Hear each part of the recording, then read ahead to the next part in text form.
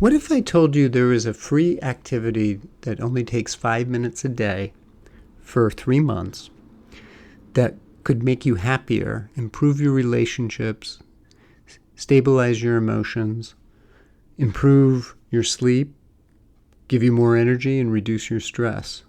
Would you do it? Today I want to talk about that because the activity is practicing gratitude. And there's a lot of research that supports the idea that it helps improve health outcomes and makes us be happier in our lives. So in this episode of Ask Dr. Gill, we're going to be talking about the health benefits of gratitude. Stay tuned.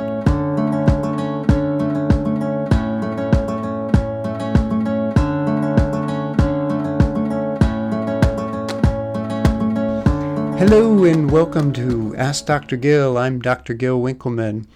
And today I want to follow on our discussion about heart that we did last week and talk about gratitude, because gratitude is one of those things that unfortunately I think we take for granted in our society. But there's a lot of aspects of it that point to improved health, but also just better mental well-being and happiness. And the amazing thing is it doesn't take a lot of effort. It's really about creating a new habit of looking at things. And it also allows us to connect to something greater, because it in a way forces us to sort of evaluate what is it that's going right in our life and being thankful for that. So before I jump into the practice, I want to talk about some of the benefits of gratitude beyond kind of what I mentioned on the intro. And it's really kind of fascinating. And I'm going to start with the health aspect of things, because the studies on gratitude, and there's many studies on health outcomes and gratitude that have to do with people keeping a gratitude journal. And it's not just mental health issues, and that was sort of what a lot of researchers just expected. They expected, well, if you're feeling grateful, I bet you'll see people are less depressed. And there's several studies that talk about that patients who are depressed, that as they did this gratitude journal, they actually had a decrease by over 35% over the course of several weeks in their depression. And for many people, that was all they needed to do to cure their depression. But what was fascinating was that the sleep aspect, and that people who kept a gratitude journal were able to fall asleep faster and also sleep better and longer than people who didn't in these multiple, and this is more than one study. So, and they also had lowered their blood pressure, which didn't surprise, but it was actually a very big decrease in the systolic blood pressure issues, and also and found that people improved in terms of their physical pain sensations. So those are some of the health aspects of gratitude, and there's probably many others that haven't been researched. And that's the piece that I think is interesting, because oftentimes we know that people who are happier tend to have better health outcomes and also to live longer. And part of that may be related to social connections. Well, generally people who practice gratitude tend to be more social. They have more friendships, they have deeper friendships, their marriages are healthier. So you would expect that if you're practicing gratitude, that you're going to be also having improved, in terms of life expectancy and so forth. So, and then the last thing I wanted to mention is that there's people who practice gratitude. They tend to be more emotionally resilient. They tend to be less envious of other people, and they're going to have more good feelings to go through life with. Now, these are, it sounds like pie in the sky, but take it from someone who started practicing this exercise with the gratitude journal. It started to make a really, really big difference. And the amazing thing is that things that used to bother me stopped bothering me, or just I would ignore them. And for a lot of people that I've suggested this to, patients or otherwise, they have found that similar outcomes, and some of them have, reported the health benefits that I mentioned at the beginning, but they've also mentioned just how much happier they are. And that's the piece of the research that's really fascinating to me. I think that's the biggest aspect of the gratitude practice, is that long term, you not only become happier, but one study said that it has the same impact as if you had doubled your income. So that's another piece about this that's kind of fascinating from a mental health perspective, because oftentimes people have issues with anxiety or stress related to finances. And I'm not trying to belittle that. For many people, they are living paycheck to paycheck. And it is, a situation that is untenable for many people at the moment. That being said, sometimes losing sight of what you have and not being grateful for things can put you in a place where you might make bad decisions financially. Like you feel like you deserve whatever it is, and it's something that you really can't afford. And it doesn't matter whether you make $5 an hour or $500 an hour. I have talked to people who've done that and, kind of stretched themselves from that viewpoint. And having a gratitude practice and being grateful for where you are, you stop having that issue where you're going to be competing with yourself or others. And so that's a piece that I think is really, really important aspect of this. So what exactly is this gratitude practice? Well, it's actually quite simple. It's basically a journaling aspect of things, and it's writing down. And there's different ways of doing this, but it's basically writing down 10 things that you're grateful for, and doing that every day. And it takes between 30 and 90 days to notice benefits. Now, you have to do it for at least 21 days. As we talked about, generally habits are created in a 3-week period. So you want to do it for 3 weeks just so you can get the benefit of creating the habit. But there's something that happens between that 21-day mark and the 90-day mark that we start to see the results and the outcomes that people are talking about. So one of the things that I like to do is I'll write it down in a way that, I'm grateful for, or I feel blessed for, however you want to say it. I mean, the words I think are more meaningful if you come up with it. But to go back through, so you create the list, and then you go back through and you read it, and then you say thank you 3 times after reading it. And trying to get this feeling from your heart, I think, is really, really important, because that's where the gratitude piece comes up. And I'm going to step aside for a minute, and then in the second part of the show, I'm going to talk to you a little bit more about that, and we're going to tie this back into heart and heart rate variability and HeartMath. So stay tuned.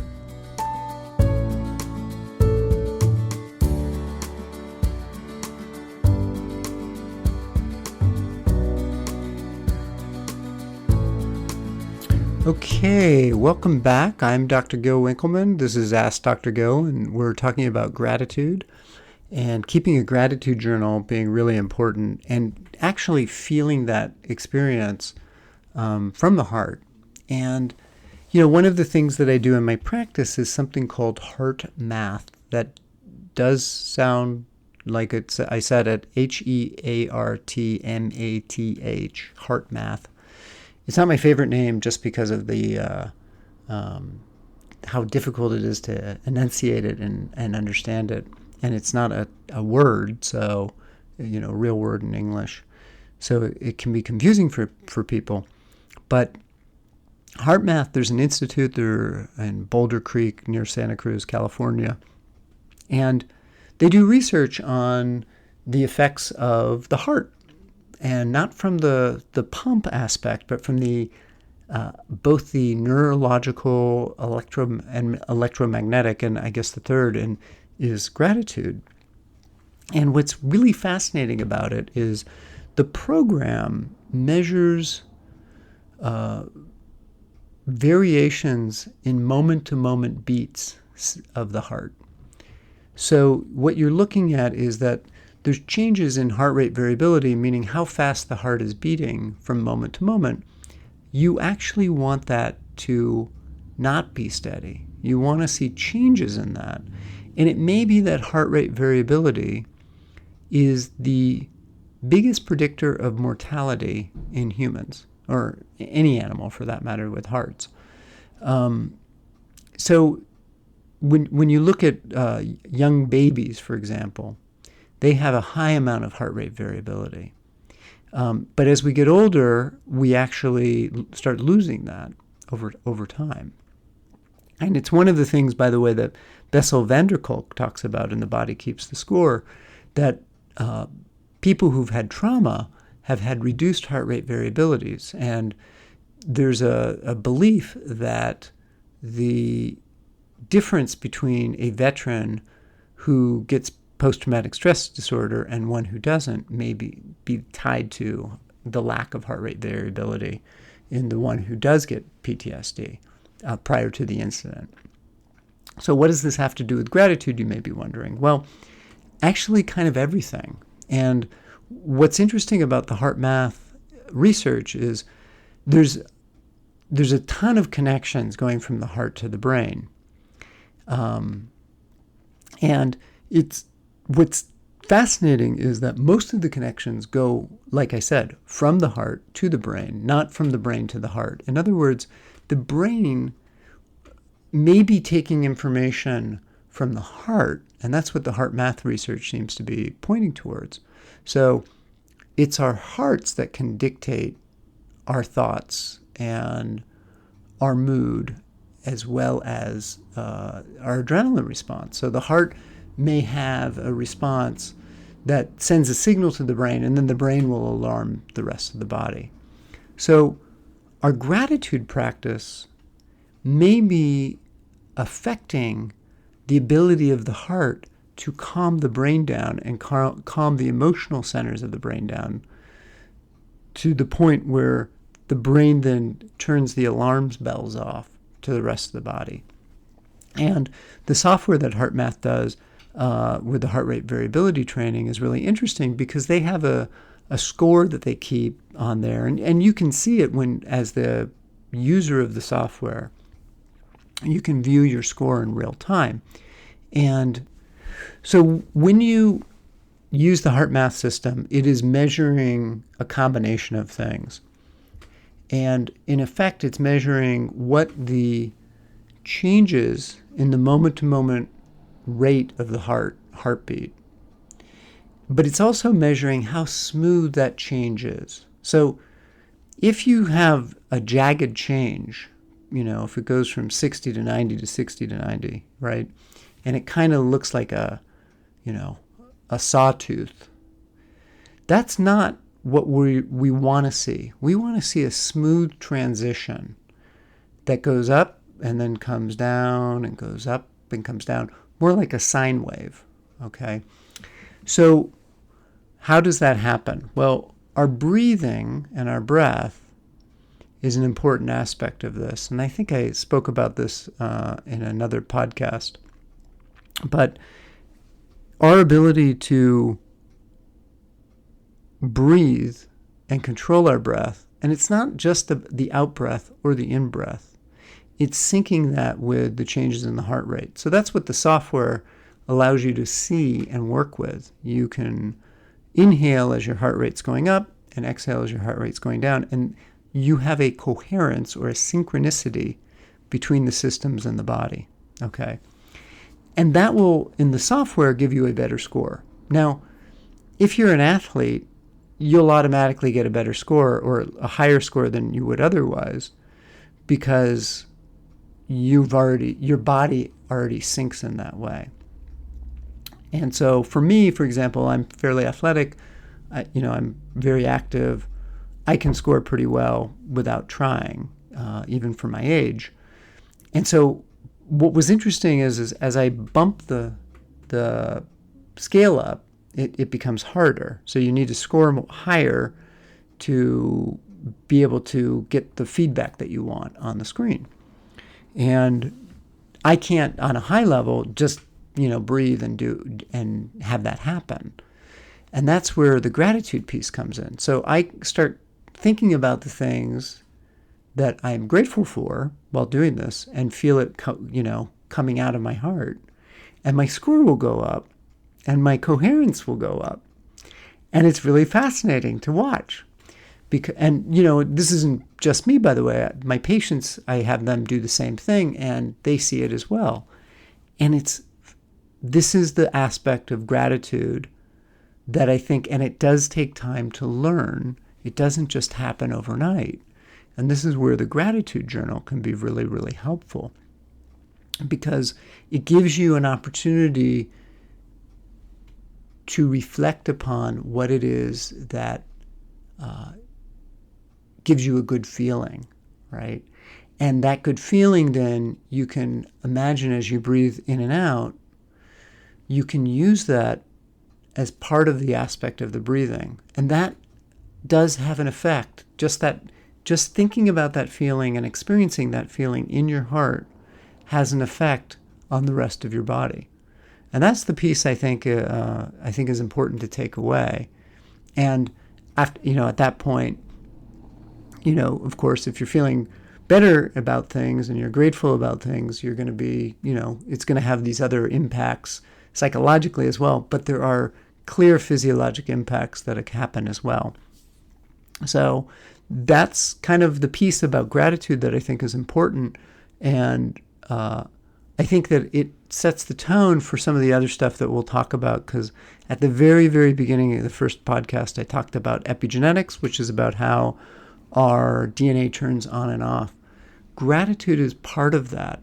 And I'm going to talk more about that in the coming podcasts, in terms of how that can help improve our health and our health outcomes and so forth. So hope you enjoyed what I had today.